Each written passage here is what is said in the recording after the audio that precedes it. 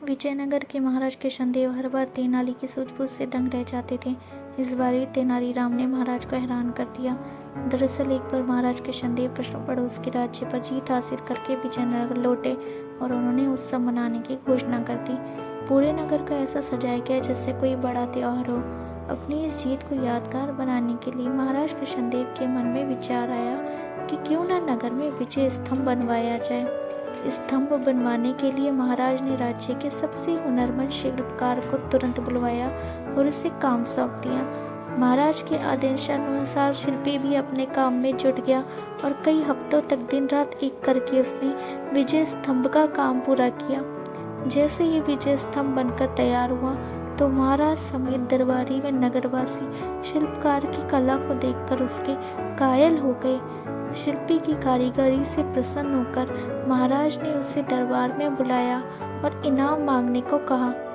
उसकी बात सुनकर शिल्पकार ने कहा, हे महाराज, आपको मेरा काम पसंद आया। मेरे लिए यही सबसे बड़ा इनाम है। आप बस अपनी कृपा मुझ पर बनाए रखिएगा। शिल्पकार का जवाब सुनकर महाराज को खुशी हुई, लेकिन उन्होंने जिद पकड़ ली कि वे शिल्पी को कोई ना कोई इनाम जरूर देंगे। महाराज ने शिल्पी को कहा, उसे कोई ना कोई इनाम मांगना ही होगा। महाराज की इच्छा को जानने के बाद दरबार में मौजूद अन्य दरबारी शिल्पकार से कहने लगी कि महाराज के खुले मन से तुम्हें कुछ देना चाह रहे हैं, तुम जल्दी से मांग लो। शिल्पकार अपनी कला में माहिर होने के साथ ही स्वाभिमानी और बुद्धिमान भी था। शिल्पी को लगा अगर वह कुछ नहीं मांगता तो महाराज नाराज हो सकते हैं। अगर वह कुछ लेता तो वह उसके स्वाभिमान और उसूलों के खिलाफ होगा। ऐसे में कुछ दूर सोचने के बाद शिल्पकार ने साथ लाए अपने औजारों का झोला खाली किया और खाली झोले को महाराज की तरफ बढ़ाते हुए कहा कि इनाम स्वरूप इस झोले को दुनिया की सबसे बहुमूल्य वस्तु से भर दीजिए। शिल्पी की बात सुनकर महाराज सोच में पड़ गए कि ऐसी कौन सी वस्तु है जो सबसे बहुमूल्य है। काफी देर तक सोचने के बाद महाराज ने दरबार में मौजूद राजपुरोहित व सेनापति समेत अनेक दरबारियों से इसका जवाब मांगा। घंटों सोचने के बाद भी शिल्पी को क्या दिया जाए, इसका उत्तर किसी को समझ नहीं आया। किसी से भी संतोषजनक जवाब न मिलने पर महाराज झल्ला गए और शिल्पी से कहने लगे कि इस दुनिया में हीरे जवाहरात से बढ़कर और क्या कीमती हो सकता है। चलो मैं तुम्हारा ये झोला उसी से भर देता हूँ। महाराज की बात सुनकर शिल्पी ने इनकार से सिर हिलाते हुए कहा, नहीं महाराज, हीरे जवाहरात इस दुनिया में सबसे कीमती नहीं है, मैं वो कैसे ले सकता हूँ। संयोगवश उस दिन तेनालीराम दरबार में मौजूद नहीं थे।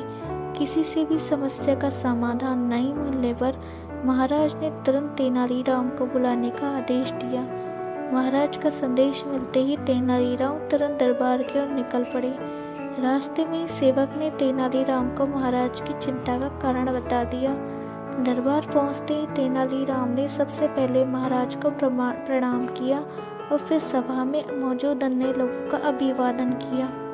महाराज की व्याकुलता को देखते हुए तेनालीराम ने सभा में ऊंची आवाज में कहा, जिसे भी सभा में दुनिया की सबसे बहुमूल्य वस्तु चाहिए वह सामने आए।